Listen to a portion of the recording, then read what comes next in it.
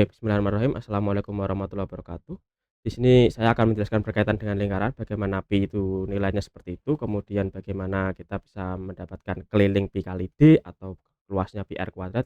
Nah, jadi di sini saya udah punya lingkaran. Lingkaran ini itu diameternya adalah satu spidol. Nah, satu spidol diameternya.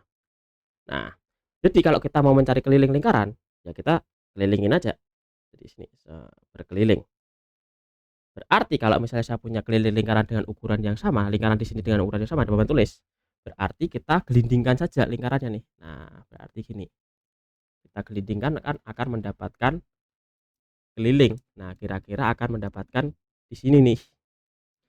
Kelilingnya itu berarti dari titik awal di sini mendapat hingga garis di sini. Nah, kalau kita ukur menggunakan spidol, ini ada berapa nih? 1, 2. Ini 1 ya, ini 2 spidol. Sampai sini itu 3 spidol. Nah, yang kecil ini itu yang lebihnya yang biasa kita namai dengan pi tadi. Jadi kalau kita hitung itu adalah 3,141 dan seterusnya. Dan inilah yang didefinisikan sebagai pi itu. Sehingga untuk diameter satu spidol itu kelilingnya adalah 3,141 spidol. Nah, dengan satuan spidol ya. Sehingga kita punya pi itu adalah 3,141 dan seterusnya. Nah, sehingga kita dapat nih keliling lingkaran itu pi kalikan d. Nah, keliling lingkaran pi kali d. Kemudian kalau kita mau mencari luas, kita secara umum luas itu adalah kalau dalam persegi panjang ya, itu adalah panjang kali lebar nih. Panjang kali lebar luasnya.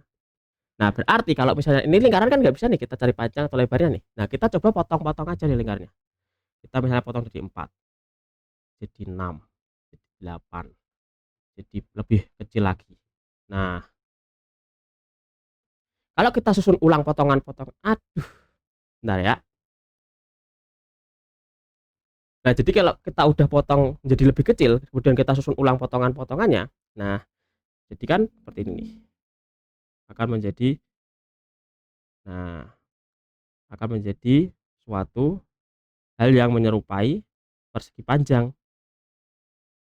Dan ini kalau misalnya kita akan lanjut tekan lagi hingga sangat sangat sangat sangat sangat, sangat kecil, itu akan menjadi persegi panjang malahan. Nah, kalau sudah menjadi persegi panjang, bentar lagi deh.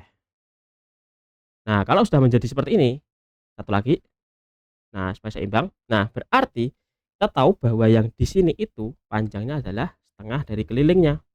Kenapa setengah dari keliling? Jadi kan kita punya dua potongan ya, potongan yang kecil di sini, yang juring di sini, sama yang juring di pasangannya sana. Itu akan menjadi ini atas sama bawah ini. Jadi yang setengah keliling untuk yang bawah, setengah keliling untuk yang atas, sehingga panjangnya setengah keliling dan tingginya ini jelas kita tahu bahwa dari pusat hingga keliling itu adalah jari-jarinya, yaitu R. Nah, setengah keliling, keliling tadi adalah pi kali d, berarti setengah pi kali diameter. Berarti kita bisa susun ulang menjadi pi kali setengah d, setengah kali setengah diameter itu adalah jari-jari, pi kali R.